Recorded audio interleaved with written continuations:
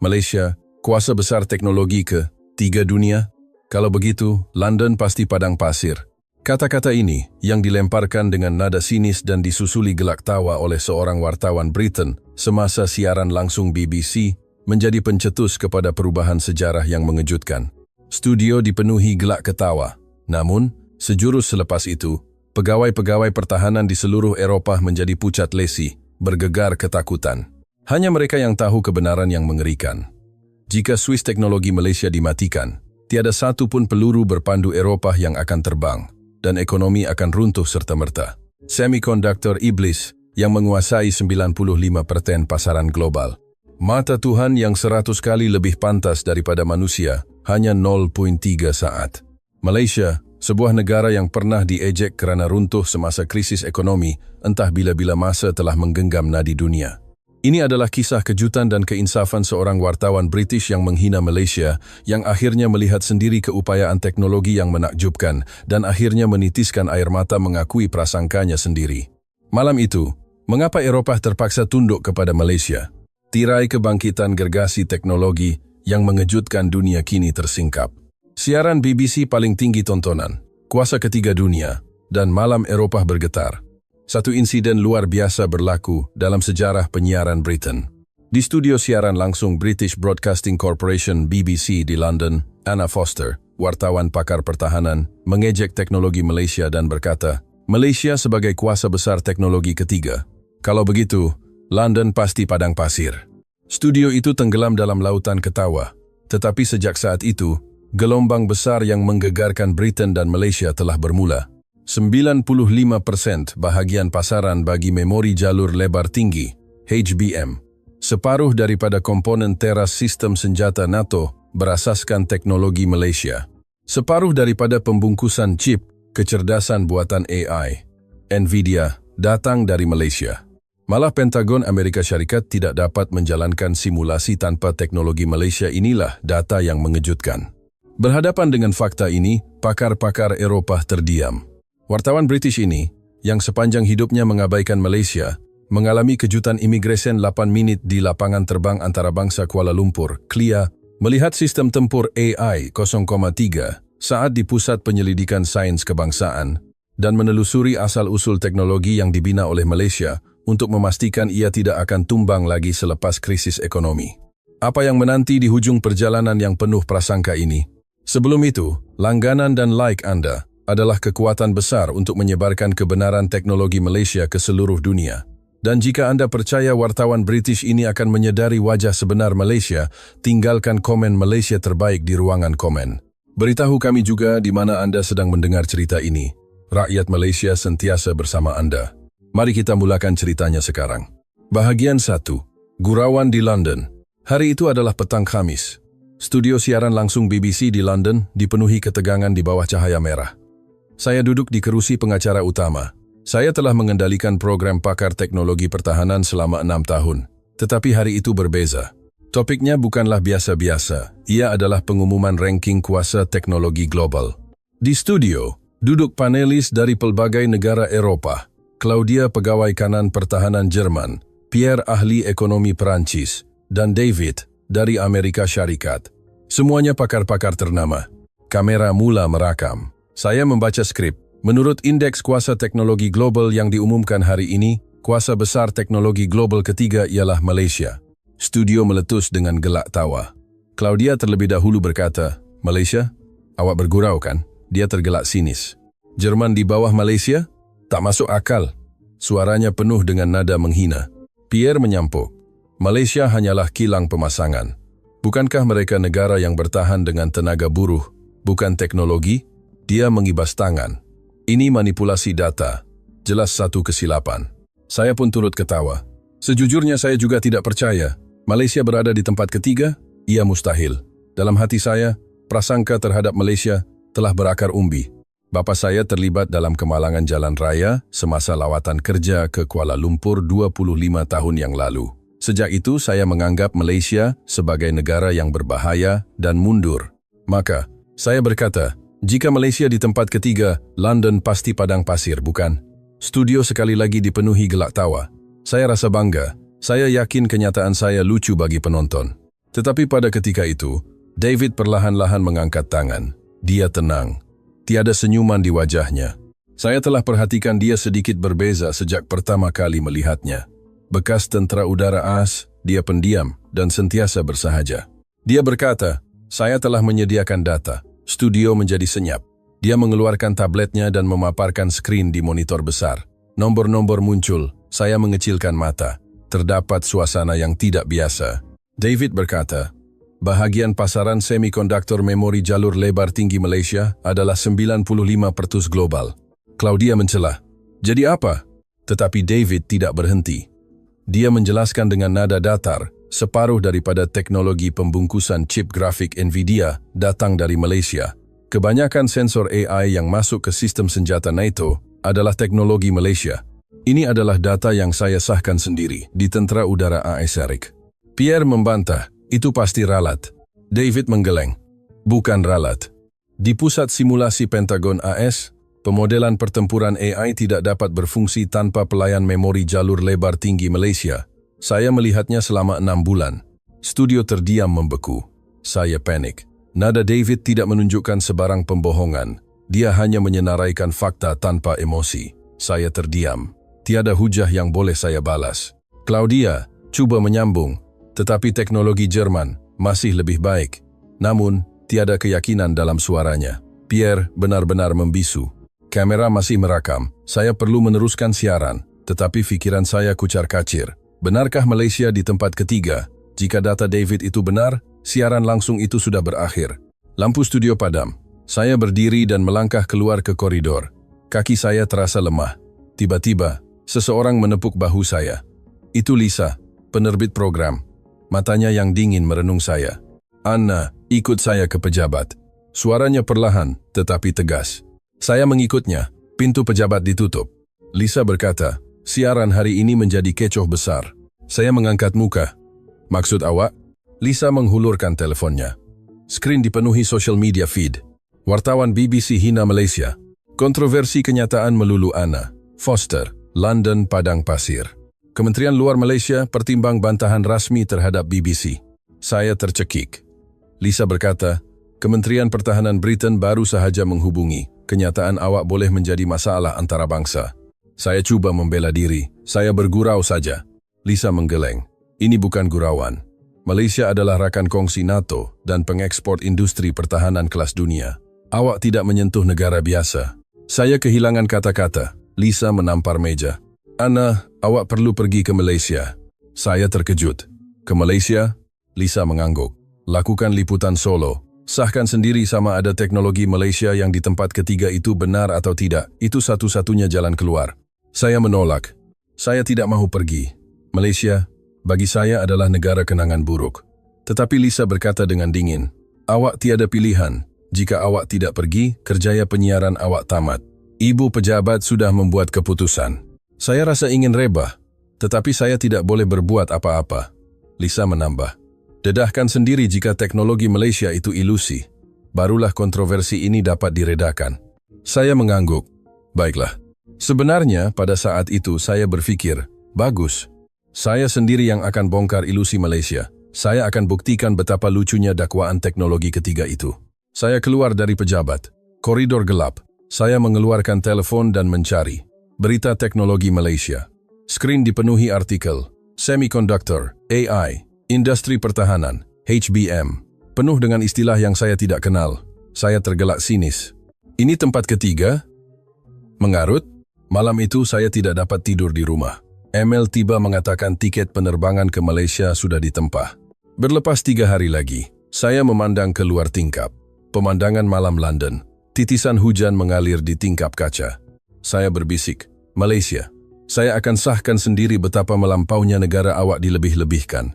Tetapi pada saat itu, saya tidak tahu betapa salahnya saya, dan betapa dahsyatnya ilusi itu akan runtuh. Terjemahan dan adaptasi plot asal diteruskan dengan ketepatan yang sama, menukar konteks Jepun kepada Malaysia di setiap bahagian, mengekalkan panjang dan semua plot point. Bahagian 2. Kejutan di Klia. Esok pagi. Saya terjaga pada pukul 6 pagi. Skrin telepon saya mempunyai 47 notifikasi, semuanya berkaitan siaran malam tadi.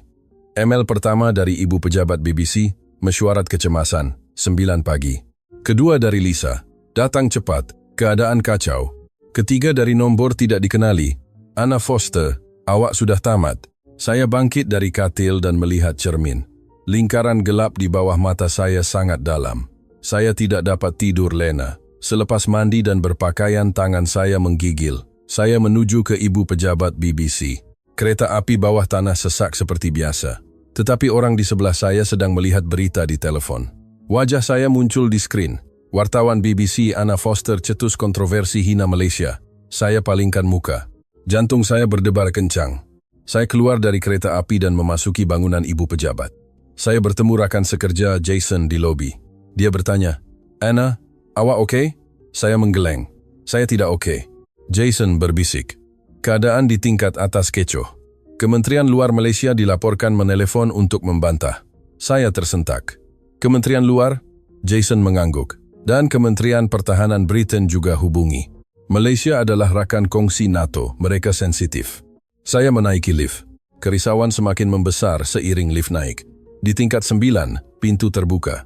Saya berjalan ke bilik mesyuarat. Saya membuka pintu. Kira-kira 10 orang sudah duduk. Lisa, timbalan pengarah, pasukan undang-undang, pasukan perhubungan awam, semua ada di sana. Saya duduk. Pengarah mula bercakap. "Anna, situasinya serius." Dia memusingkan komputer riba untuk menunjukkan skrin. Social media feed muncul secara langsung. Tuntut permohonan maaf dari Anna. Malaysia berhak dihormati. Keangkuhan BBC.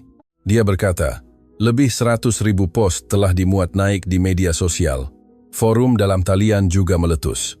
Apa yang mengejutkan saya, rakyat Britain sendiri mengkritik saya. Satu komen menarik perhatian saya. Tanpa Malaysia, industri pertahanan Britain akan lumpuh. Anna tidak tahu fakta. Saya terkejut. Rakyat Britain menyebelahi Malaysia? Timbalan pengarah merenung saya. "Anna, awak tidak menyentuh negara biasa. Malaysia kini adalah teras kepada rantaian semikonduktor global dan pengekspor pertahanan kelas dunia. Rakan kongsi yang bekerja sama rapat dengan NATO. Saya mahu membela diri, tetapi mulut saya terkunci. Peguam dari pasukan undang-undang mencelah. Kementerian Luar Malaysia sedang mempertimbangkan bantahan rasmi. Dalam kes terburuk, BBC mungkin perlu mengeluarkan permohonan maaf." Saya berpeluh. "Permintaan maaf?" Lisa berkata dengan dingin. "Anna, image BBC kini tercalar. Di seluruh Eropah, bilangan klik pada artikel berkaitan Malaysia meletup. Semua orang mula berminat dengan Malaysia kerana kenyataan awak. Ketua Pasukan Perhubungan Awam menambah. Terutama minat terhadap teknologi Malaysia berada di kemuncaknya. Orang ramai ingin tahu, benarkah Malaysia di tempat ketiga?" Timbalan pengarah merenung saya. "Maka, ini keputusan kami. Anna, awak perlu pergi sendiri ke Malaysia." Saya melompat. "Saya?" Timbalan pengarah mengangguk. "Liputan solo. Sahkan sendiri sama ada kuasa teknologi Malaysia itu tulen atau palsu. Ini satu-satunya cara untuk mengendalikan keadaan ini."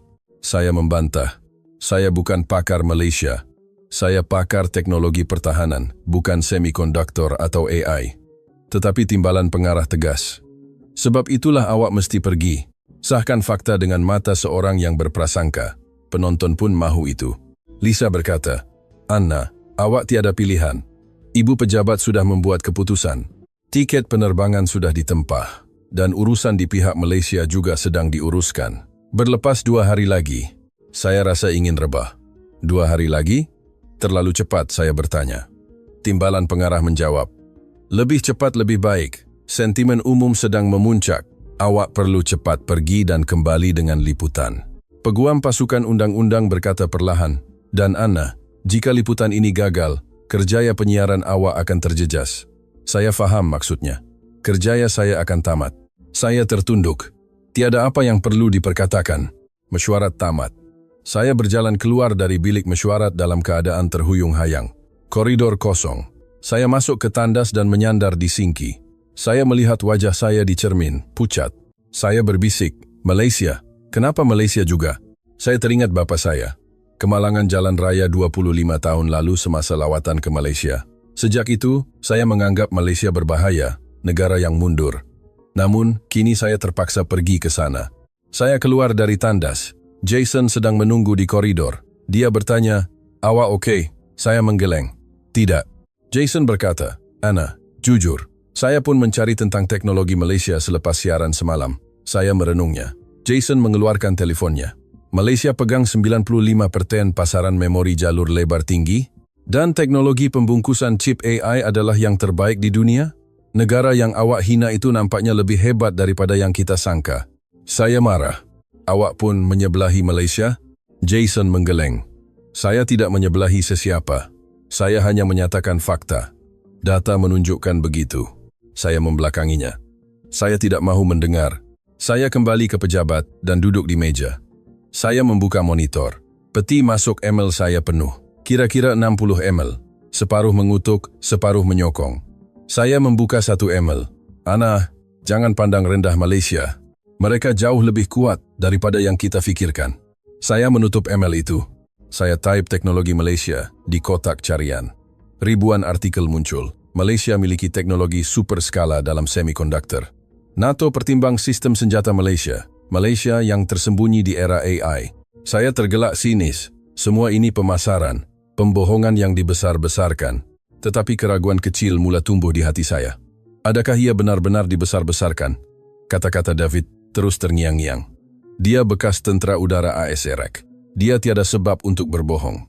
Malam itu, saya pulang ke rumah. Saya duduk di sofa, minum wine, saya menghidupkan TV. Berita disiarkan. Penyampai berkata, kenyataan melulu wartawan BBC Anna Foster tentang Malaysia telah menjadi kontroversi antara bangsa. Kementerian Luar Malaysia sedang mempertimbangkan pendirian rasmi. Saya mematikan TV. Saya tidak mahu melihatnya lagi. Saya mengambil telefon. Message dari Lisa. Taklimat berlepas esok 10 pagi. Jangan lambat. Saya mengeluh. 2 hari lagi saya akan berada di Malaysia. Negara yang saya elakkan seumur hidup saya. Saya terpaksa pergi ke sana. Saya memandang keluar tingkap. Langit malam London mendung. Titisan hujan jatuh. Saya berbisik, baiklah. Saya sendiri akan bongkar ilusi Malaysia. Saya akan buktikan betapa lucunya dakwaan teknologi ketiga itu. Tetapi, suara saya tidak mempunyai keyakinan. Tangan saya menggigil. Saya takut. Bukan takut kepada Malaysia, tetapi takut kepada kemungkinan bahwa prasangka saya mungkin salah. Malam itu juga, saya tidak dapat tidur. Bahagian 3, Mata Tuhan 0N3, saat. 2 hari berlalu. Saya menaiki pesawat di lapangan terbang Heathrow. Penerbangan 11 jam. Saya duduk di kerusi dan memandang keluar tingkap. Awan mengalir. Penumpang di sebelah saya menyapa, pergi ke Malaysia? Saya menjawab ringkas, ya. Dia tersenyum. Negara yang bagus, saya tidak menjawab. Hidangan dalam penerbangan dihidangkan. Saya tidak makan. Saya hilang selera. Saya coba menonton film tetapi tidak dapat fokus. Saya asyik berfikir, adakah Malaysia benar-benar kuasa teknologi? Saya tertidur. Apabila terjaga pengumuman juru terbang kedengaran, akan tiba di lapangan terbang antarabangsa Kuala Lumpur, Kelia, tidak lama lagi. Saya melihat keluar tingkap. Laut kelihatan. Laut yang kelabu. Pesawat mendarat.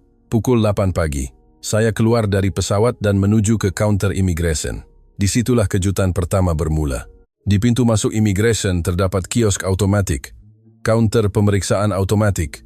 Imbas pasport. Pengecaman wajah. Hampir tiada barisan. Saya terkejut.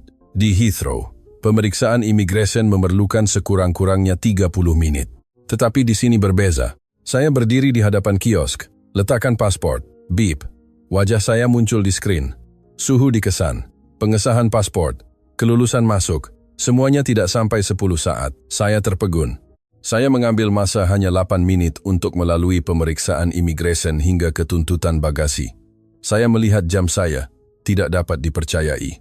Di Heathrow, ia mengambil masa sekurang-kurangnya 30 menit.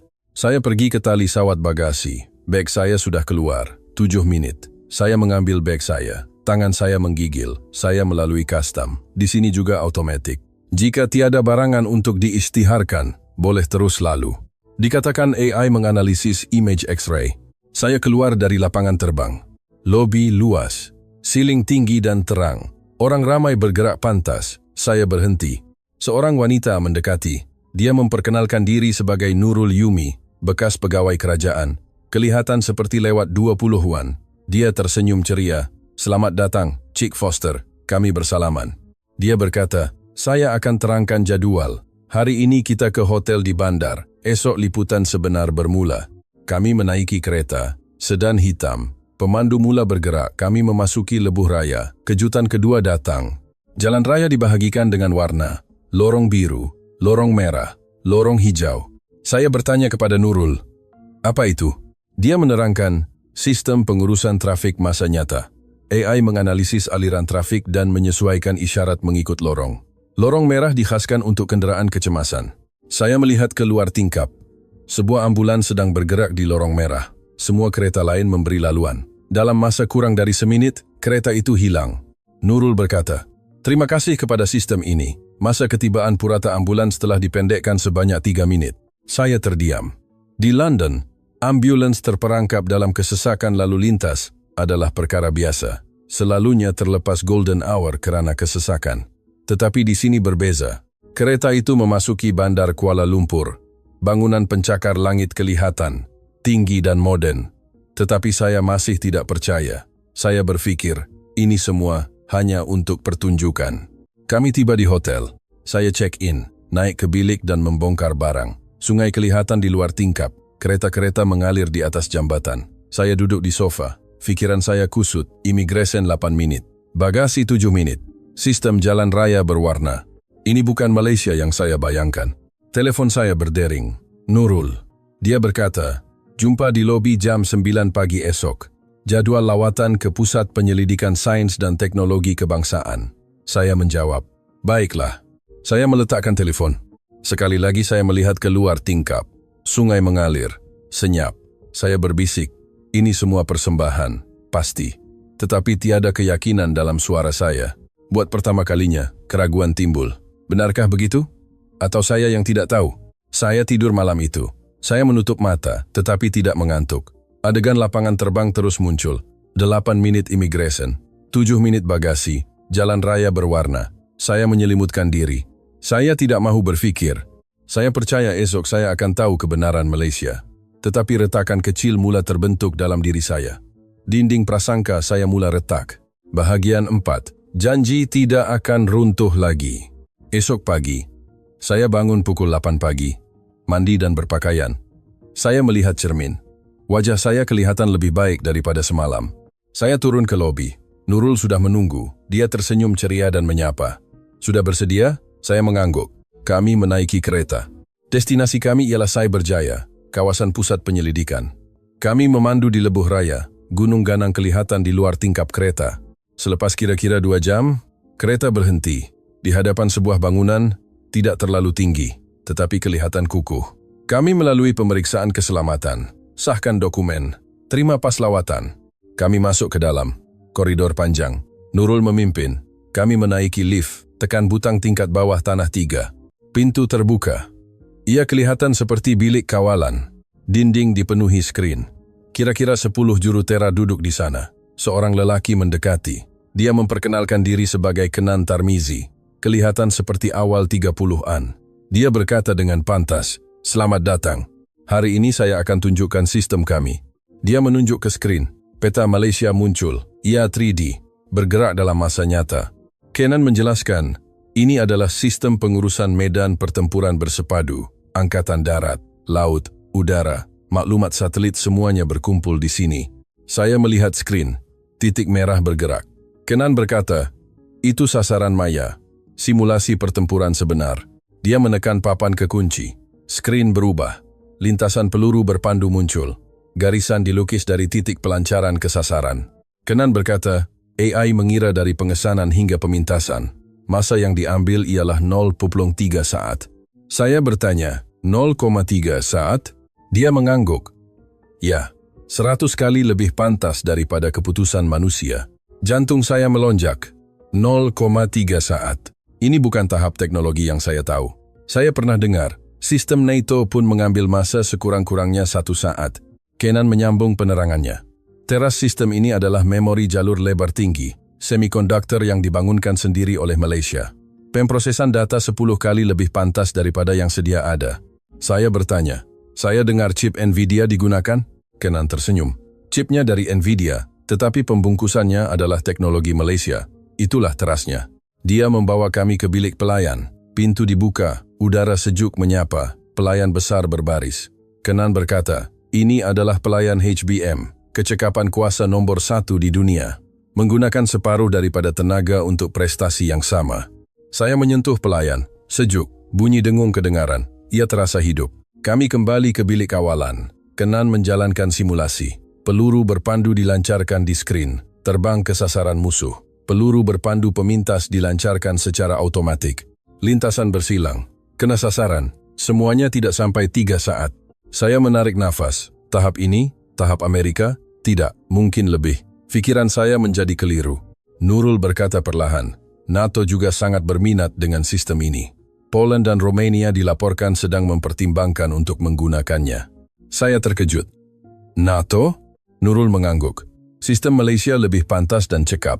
Kenan berkata akhir sekali, kami tidak membuat senjata.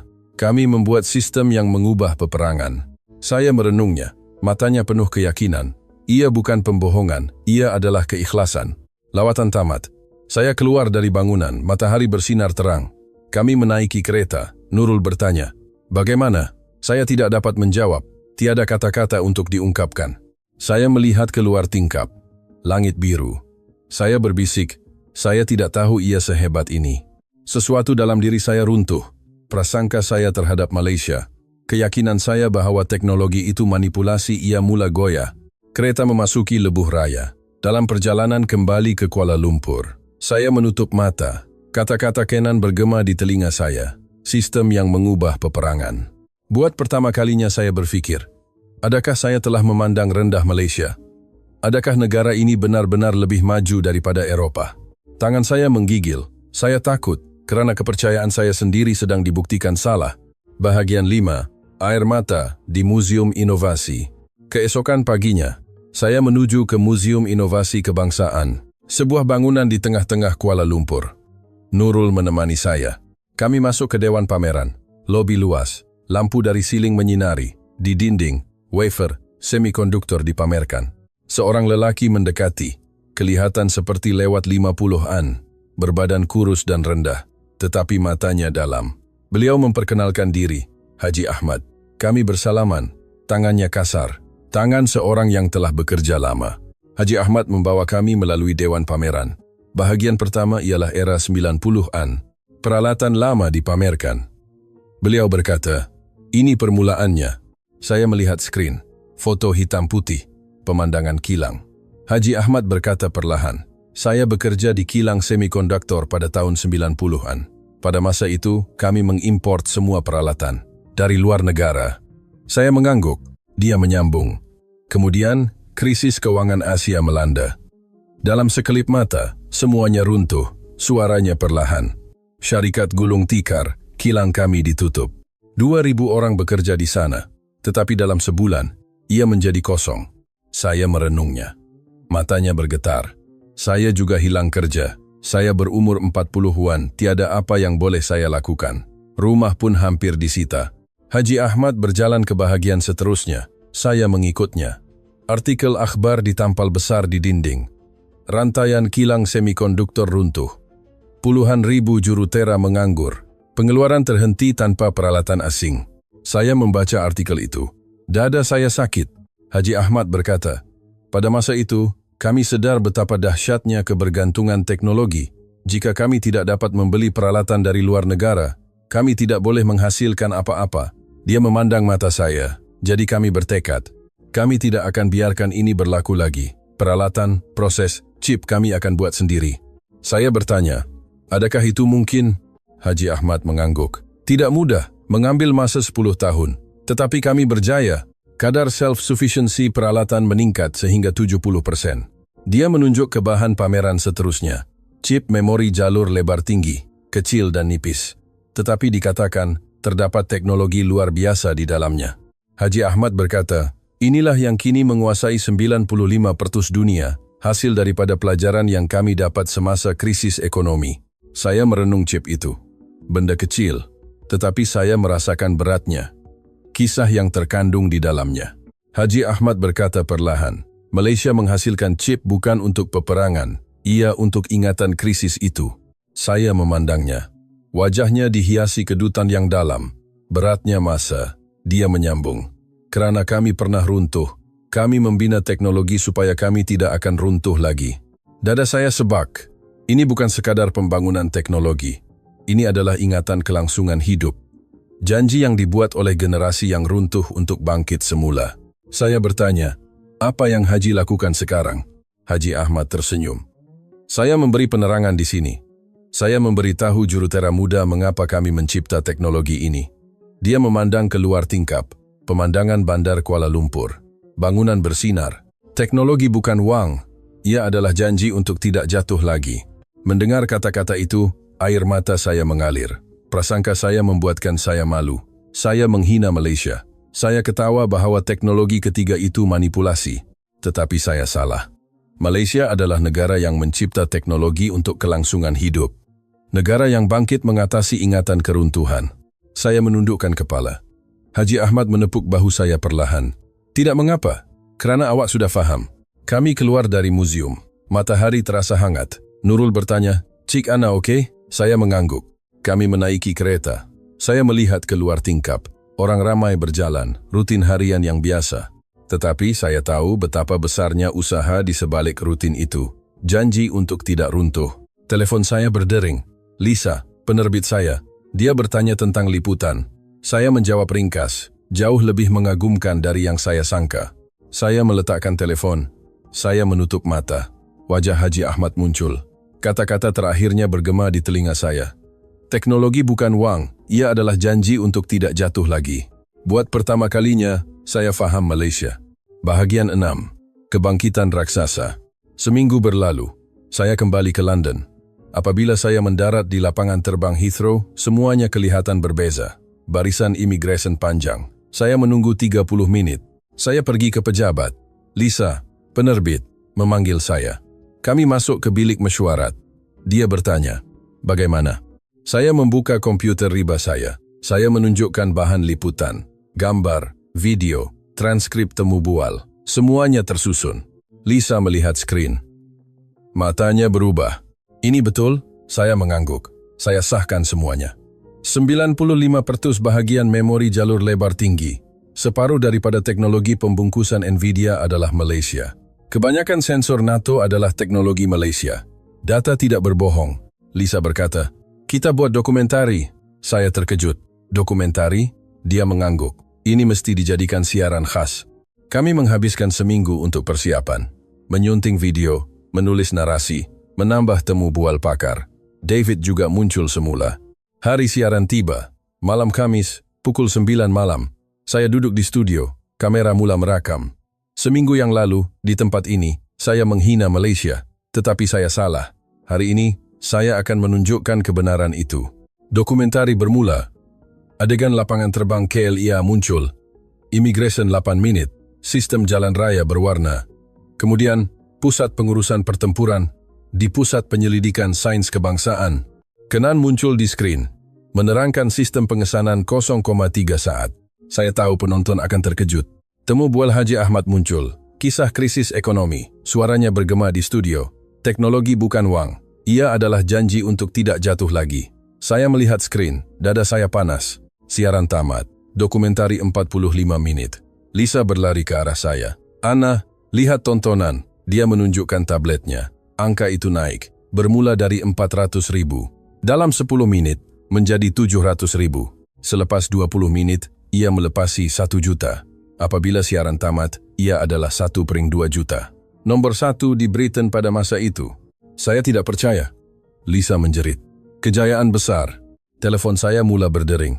Mesej masuk. Notifikasi media sosial meletup. Saya melihat skrin. Orang ramai membincangkan teknologi Malaysia. HBM, sistem AI, kisah mengatasi krisis. Semuanya menjadi topik hangat. Tetapi ada juga tentangan. Seorang pakar teknologi Jerman memuat naik artikel di media sosial. Teknologi Malaysia dilebih-lebihkan. Seorang ahli ekonomi Perancis turut menyokong. Keesokan paginya, satu perbahasan diadakan. Saya dijemput sebagai panelis. Pakar-pakar dari seluruh Eropah berkumpul di studio. Claudia juga ada. Dia masih merenung saya dengan dingin. Perbahasan bermula. Pengacara bertanya, Adakah Anda setuju dengan teknologi Malaysia? Claudia berkata dahulu, "Kelebihan, Malaysia hanya teknologi pemasangan. Teknologi teras masih di Eropah dan Amerika." Saya membantah. Anda lihat data, 95% sebahagian pasaran HBM. Itu mustahil dengan teknologi pemasangan. Pakar Jerman mencela, ini fenomena sementara. Tetapi David berkata, bukan sementara. Pentagon AS juga bergantung pada teknologi Malaysia. Saya sahkan sendiri. Perbahasan menjadi sengit. Claudia menaikkan suara. Kebergantungan pada Malaysia berbahaya. Saya menjawab dengan tenang. Bukan kebergantungan. Ia adalah perkongsian. Malaysia adalah negara yang bekerja sama dengan dunia melalui teknologi. Studio menjadi senyap. Saya menyambung. Saya juga sama seperti Anda seminggu lalu.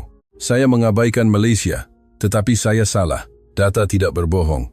Di screen, slide data dipaparkan. Graf HBM, bahagian sensor NATO, kedudukan teknologi pembungkusan. Semuanya Malaysia nomor 1. Claudia terdiam. Pakar Jerman juga tidak berkata apa-apa. Perbahasan tamat. Saya keluar dari studio. Lisa sedang menunggu saya. Dia berkata, "Anna, ini reaksi yang luar biasa. Seluruh Eropah gempar." Saya melihat telepon. Notifikasi berita penuh. Wartawan BBC, puji teknologi Malaysia. Kebangkitan gergasi. NATO pertimbang kerjasama teknologi Malaysia. Lisa menepuk bahu saya. Dia berkata perlahan, "Anna, dokumentari ini akan mengubah strategi Eropah." Saya mengangguk. Saya melihat keluar tingkap. Langit London mendung, tetapi hati saya cerah. Saya rasa bangga kerana telah menyebarkan kebenaran tentang Malaysia. Rasa lega kerana telah menghancurkan prasangka. Saya berbisik, ini baru permulaan. Bahagian 7, Visi Baharu Eropah. 3 bulan berlalu. Saya berada di Brussels. Di bangunan Ibu Pejabat Kesatuan Eropah, mesyuarat khas Jawatan Kuasa Pertahanan sedang diadakan. Laporan saya menjadi agenda. Penilaian nilai strategik teknologi Malaysia. Saya berdiri di hadapan bilik mesyuarat. Berasa gemetar. Pintu bilik mesyuarat dibuka. Saya masuk. Kira-kira 30 orang duduk di meja berbentuk bujur. Wakil dari Jerman, Prancis, Poland, Britain. Pengerusi memulakan mesyuarat. Cik Foster, sila bentangkan. Saya menunduk. Saya memulakan pembentangan. Slide pertama muncul. Graf bahagian teknologi Malaysia. HBM 95%. Teknologi pembungkusan 50%. Teknologi sensor 30%.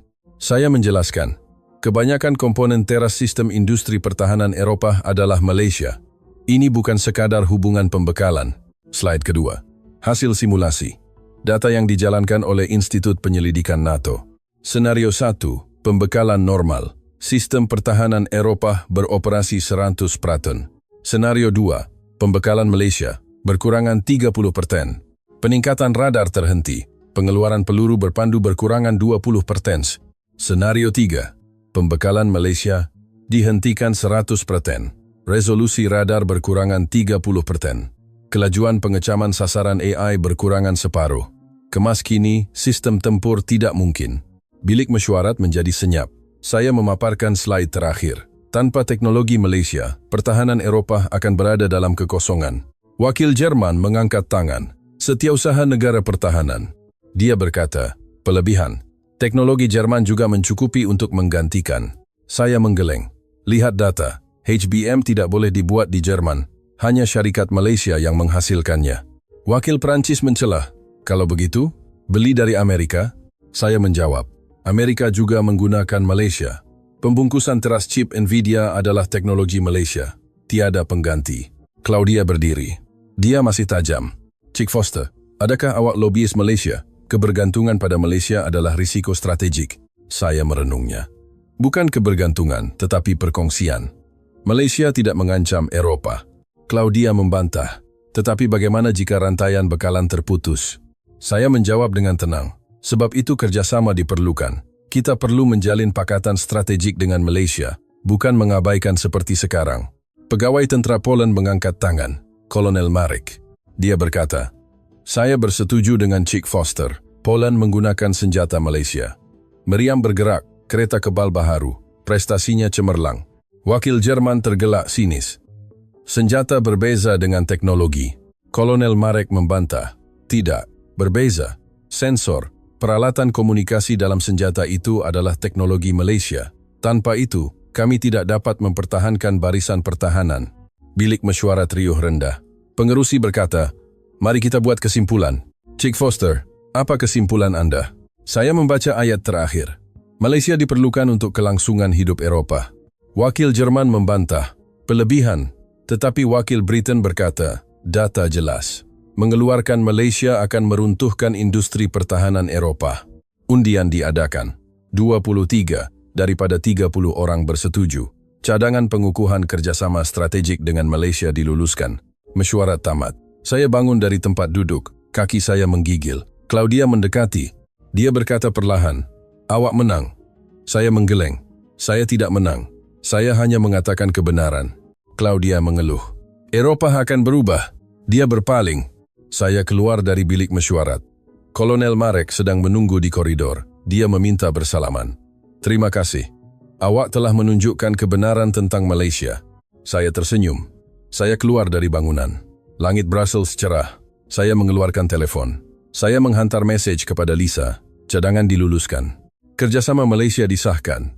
Balasan datang. "Bagus. Awak telah mengubah sejarah." Saya meletakkan telepon di dalam poket. Saya berjalan di dataran. Orang ramai lalu lalang. Saya berfikir, sebulan yang lalu, saya menghina Malaysia. Saya percaya teknologi itu manipulasi. Tetapi saya salah. Malaysia adalah negara yang Eropah perlukan. Rakan kongsi yang tidak boleh diabaikan. Saya memandang ke langit. Awan mengalir. Angin bertiup. Eropah kini mengakui Malaysia. Bahagian 8. Langit di atas London. 3 bulan berlalu. Saya mendarat semula di KLIA. Kali ini saya bersendirian, jadwal pribadi. Saya keluar dari lapangan terbang dan menaiki taksi. Saya berkata kepada pemandu, "Tolong hantar saya ke Museum Inovasi Kebangsaan di Kuala Lumpur." Kereta bergerak. Saya melihat keluar tingkap. Lorong berwarna di lebuh raya kelihatan, masih teratur dan tersusun. Kejutan pertama 3 bulan lalu muncul dalam ingatan saya. Saya tiba di museum. Saya masuk ke lobi. Haji Ahmad sedang menunggu. Dia tersenyum gembira. "Datang lagi, Cik Anna." Saya menunduk.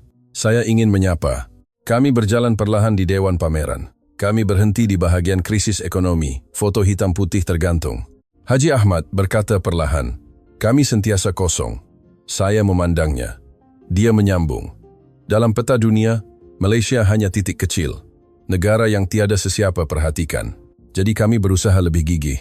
Suaranya perlahan. Saya mendengar. Kami bekerja siang malam untuk mengisi kekosongan itu. Belajar teknologi asing, mengejar, dan mengatasi. Itu cara kami untuk terus hidup. Saya melihat foto. Orang ramai bekerja di kilang. Wajah letih, tetapi mata mereka hidup. Haji Ahmad berkata, "Sekarang, ia berubah. Malaysia menggerakkan dunia, tetapi permulaannya adalah kekosongan." Saya mengangguk, dan berkata perlahan, "Malaysia bukan lagi kekosongan." Haji Ahmad memandang saya. Saya menyambung, "Ia adalah paksi ketiga yang menggerakkan dunia." Dia tersenyum. "Terima kasih." Mendengar kata-kata itu, terasa berbaloi. Saya menggeleng. Saya yang harus berterima kasih. Saya menghina Malaysia, mengabaikannya. Tetapi saya salah. Haji Ahmad menepuk bahu saya. "Kerana awak sudah faham, itu sudah cukup. Yang penting adalah menyampaikan kebenaran." Kami keluar dari museum. Kami pergi ke kafe berhampiran sungai. Kami duduk di tepi tingkap. Air sungai mengalir. Sungai yang telah mengalir selama ribuan tahun. Mengalir tanpa henti. Saya minum kopi. Haji Ahmad bertanya, "Bagaimana Eropah?" Saya menjawab, "Mereka berubah. Mula mengakui Malaysia. NATO juga mengukuhkan kerjasama." Haji Ahmad mengangguk. "Baguslah." Saya melihat keluar tingkap. Negara kecil ini mengajar sesuatu kepada dunia, saya berkata. Haji Ahmad bertanya, "Apa dia?" Saya menjawab perlahan, bahwa keamanan boleh dipertahankan bukan dengan kekuatan, tetapi dengan kebijaksanaan. Bukan dengan ancaman, tetapi dengan kepercayaan. Bukan dengan senjata, tetapi dengan strategi. Haji Ahmad tersenyum perlahan. Ungkapan yang indah. Kami keluar dari kafe. Kami berjalan di tepi sungai. Angin bertiup. Saya mengeluarkan telepon. Saya membuka laporan Kesatuan Eropah. Saya membaca semula tajuknya. AI, Semikonduktor, Era Peperangan. Pakatan Baharu Eropah Malaysia. 2 hari kemudian, saya berada di studio London, bersedia untuk siaran langsung. Tepat di tempat yang sama, di mana saya menghina Malaysia 3 bulan lalu. Kamera mula merakam. Saya menarik nafas dalam-dalam. Kemudian saya berkata, 3 bulan lalu, di tempat ini, saya tergelak sinis terhadap Malaysia. Saya katakan teknologi ketiga itu manipulasi. Tetapi saya salah. Image Malaysia dipaparkan di skrin. KLEA, Pusat Penyelidikan Sains Kebangsaan. Temu Bual Haji Ahmad. Saya menyambung. Malaysia adalah negara yang senyap, tetapi teguh menyokong dunia. Negara yang bangkit mengatasi ingatan keruntuhan. Dan kini, dunia memerlukan Malaysia. Studio menjadi senyap. Saya mengucapkan kata-kata terakhir saya. Saya malu dengan prasangka saya. Tetapi kini saya tahu kebenaran, dan saya ingin berkongsi dengan Anda semua. Siaran tamat, lampu padam. Saya bangun dari tempat duduk. Lisa mendekati. Dia berkata, "Awak telah melakukannya dengan baik." Saya tersenyum. Saya pulang ke rumah. Saya duduk di sofa dan melihat keluar tingkap. Pemandangan malam London terbentang luas. Telepon saya berdering. Notifikasi komen. Penonton meninggalkan komen. Saya bangga dengan Malaysia. Terima kasih, wartawan, atas laporan berani. Kita juga perlu mencontohi Malaysia. Saya meletakkan telepon dan berbisik, Malaysia, terima kasih. Bintang-bintang bersinar di langit di luar tingkap. Bilakah kali terakhir Anda berasa bangga dengan Malaysia? Sila beritahu kami di ruangan komen.